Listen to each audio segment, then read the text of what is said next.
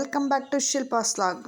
ಬನ್ನಿ, ನಾನು ಇವತ್ತೇನು ಮಾಡ್ತಿದ್ದೀನಿ ಅಂದರೆ ನೋಡ್ತಿದ್ರೆ ಗೊತ್ತಾಗ್ತಿರ್ಬೇಕಲ್ವಾ, ಗೋಲ್ಗಪ್ಪ ಹೆಲ್ದಿಯಾಗಿ ಟೇಸ್ಟಿಯಾಗಿ ಮನೆಯಲ್ಲೇ ಇರುವ ಕಡಿಮೆ ಇಂಗ್ರೀಡಿಯೆಂಟ್ಸ್ ಯೂಸ್ ಮಾಡ್ಕೊಂಡು ಮಾಡೋದು ಹೇಗೆ ಅಂತ ತೋರಿಸ್ತೀನಿ. ನೀವು ಮಾಡ್ಕೊಳ್ಳಿ, ತಿನ್ನಿ. ಸೂಪರಾಗಿದೆ ಫ್ರೆಂಡ್ಸ್.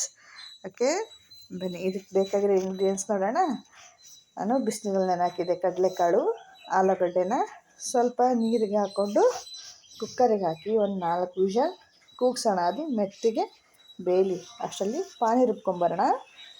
ಒಂದು 3 ಬೆಳ್ಳುಳ್ಳಿ, ಒಂದು 5ರಿಂದ 6 ಹಸಿಮೆಣಸಿನ್ಕಾಯಿ, ಪುದೀನ, ಕೊತ್ತಂಬರಿ, ಇಷ್ಟೇ ಸಾಕು. ಇದನ್ನು ರುಬ್ಕೊಳ್ಳೋಣ.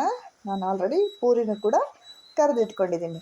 ಈಗ ಜಾರಿಗೆ ಹಸಿಮೆಣಸಿನ್ಕಾಯಿ, ಬೆಳ್ಳುಳ್ಳಿ ಮತ್ತು ಪುದೀನ, ಕೊತ್ತಂಬರಿ ಸೊಪ್ಪನ್ನ ಇಷ್ಟು ಮಾತ್ರ ಸಾಕು ಫ್ರೆಂಡ್ಸ್, ಇನ್ನೇನು ಬೇಡ. ಇದನ್ನು ಸ್ವಲ್ಪ ನೀರು ಹಾಕ್ಕೊಂಡು ಸಣ್ಣಗೆ ರುಬ್ಕೊಂಬರೋಣ. ಅದು ಬೇಯೋದ್ರೊಳಗೆ ಪಾನಿ ರೆಡಿ ಮಾಡ್ಕೊಳ್ಳೋಣ. ಇದೀಗ ಆಗಿದೆ. ಇದನ್ನ ಒಂದು ಬೌಲಿಗೆ ತೆಕ್ಕೊಳ್ಳೋಣ. ನಾನು 4 ಜನಕ್ಕೆ ಆಗೋಷ್ಟು ಮಾತ್ರ ಕ್ವಾಂಟಿಟಿಯಲ್ಲಿ ಮಾಡ್ತಾಯಿದ್ದೀನಿ, ಸೊ ಅಷ್ಟೇ ಸಾಕು. ಇದಕ್ಕೀಗ ಸ್ವಲ್ಪ ಜಾರ್ ತೊಳೆದಿದ್ದು ನೀರು ಹಾಕ್ಕೊಳ್ಳೋಣ. ಈಗ ರುಚಿಗೆ ತಕ್ಕಷ್ಟು ಉಪ್ಪು, ಸ್ವಲ್ಪ ಖಾರ, ನಿಮಗೆ ಬೇಕು ಅಂದರೆ ಹಾಕ್ಕೊಳ್ಳಿ, ಬೇಡ ಆದರೆ ಪರವಾಗಿಲ್ಲ, ನಡೆಯುತ್ತೆ, ಅಷ್ಟೇ ಸಾಕು. ಅಂದರೆ ಸ್ವಲ್ಪ ಪಾನಿಪುರಿ ಚಾಟ್ ಮಸಾಲ ಪುಡಿ, ಇದಿಲ್ಲ ಅಂದರೆ ಮಾಮೂಲಿ ಚಾಟ್ ಮಸಾಲ ಪುಡಿ ಕೂಡ ಹಾಕೋಬೋದು. ಇದನ್ನ ಹಾಕ್ಕೊಂಡು ನೀಟಾಗಿ ಮಿಕ್ಸ್ ಮಾಡಿ ಇಟ್ಕೊಳ್ಳೋಣ. ಇದಕ್ಕೆ ಸ್ವಲ್ಪ ಹುಣಸೆ ರಸ ಹಾಕ್ಕೋತೀನಿ.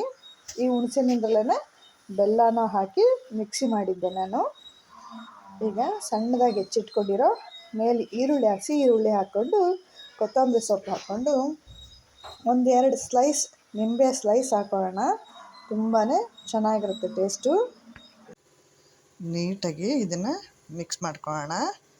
ಇದೀಗ ಆಗಿದೆ. ಈಗ ಬೇಯಿಸಿಟ್ಕೊಂಡಿದ್ವಲ್ಲ ಆಲೂಗಡ್ಡೆನ ಸಪ್ರೇಟಾಗಿ ತೆಕ್ಕೊಳ್ಳೋಣ. ಅದನ್ನು ಸ್ಮ್ಯಾಶ್ ಮಾಡಿ ಪೂರ್ತಿ ಸಣ್ಣದಾಗಿ ಸ್ಮ್ಯಾಶ್ ಮಾಡಿಕೊಂಡು ಅದಕ್ಕೆ ಬೇಯಿಸಿಟ್ಟಿರೋ ಕಡಲೆಕಾಳು, ನಿಮಗೆ ಬೇಕು ಅಂದರೆ ಕಡಲೆಕಾಳು ಬದಲು ಬಟಾಣಿ ಕಾಳು ಕೂಡ ಯೂಸ್ ಮಾಡ್ಬೋದು. ಇದಕ್ಕೆ ರುಚಿಗೆ ತಕ್ಕಷ್ಟು ಸ್ವಲ್ಪ ಉಪ್ಪು, ಸ್ವಲ್ಪ ಖಾರದ ಪುಡಿ ಮತ್ತು ಸ್ವಲ್ಪ ಒಂದು ಸಣ್ಣ ಟೀ-ಸ್ಪೂನ್ ಧನಿಯಾ ಪುಡಿ ಹಾಕ್ಕೊಳ್ಳಿ. ಇದಿಷ್ಟನ್ನು ಹಾಕ್ಕೊಂಡು ಸಣ್ಣದಾಗಿ ಕಟ್ ಮಾಡಿ ಇಟ್ಕೊಂಡಿರೋ ಹಸಿ ಈರುಳ್ಳಿ ಸಣ್ಣದಾಗಿ ಕಟ್ ಮಾಡ್ಕೊಂಡು ಹಾಕ್ಕೊಳ್ಳಿ. ಮೇಲೆ ಅಲಂಕಾರಕ್ಕೆ ಕೊತ್ತಂಬರಿ ಸೊಪ್ಪು ಹಾಕ್ಕೊಂಡು ನೀಟಾಗಿ ಮಿಕ್ಸ್ ಮಾಡಿ. ಫ್ರೆಂಡ್ಸ್, ನೀವು ಜಾಸ್ತಿ ಜನ ಇದ್ದರೆ ಇದರ ಡಬಲ್ ಕ್ವಾಂಟಿಟಿಯಲ್ಲಿ ಮಾಡ್ಕೊಳ್ಳಿ, ಸರಿ ಹೋಗುತ್ತೆ. ಇದಕ್ಕೆ ಸ್ವಲ್ಪ ಹುಣಸೆಹಣ್ಣಿನ ರಸ ಹಾಕ್ಕೊಂಡು ಮಿಕ್ಸ್ ಮಾಡಿ ಈ ಥರ ಪೂರಿ ಒಳಗೆ ತುಂಬಿ ಪಾನಿ ಮಿಕ್ಸ್ ಮಾಡ್ಕೊಂಡು ತಿಂತಿದ್ರೆ ಆಹಾ, ಏನು ಹೇಳ್ತೀರಿ, ಸ್ವರ್ಗನೇ ಧರೆಗೆಳೆದಂಗಿರುತ್ತೆ ಅಲ್ವಾ? ನೀವು ಮಾಡಿ ಹೇಗೆ ಬಂದಿದೆ ಅಂತ ಕಮೆಂಟ್ ಮಾಡಿ ಹೇಳಿ ಫ್ರೆಂಡ್ಸ್. ಸಂಜೆ ಟೀ ಟೈಮ್ ಸ್ನ್ಯಾಕ್ಸ್ಗೆ ಟ್ರೈ ಮಾಡಿ ನೋಡಿ, ಸೂಪರಾಗಿದೆ. ವಿಡಿಯೋ ನೋಡಿದ್ದಕ್ಕೆ ಥ್ಯಾಂಕ್ ಯು. ಬಾಯ್.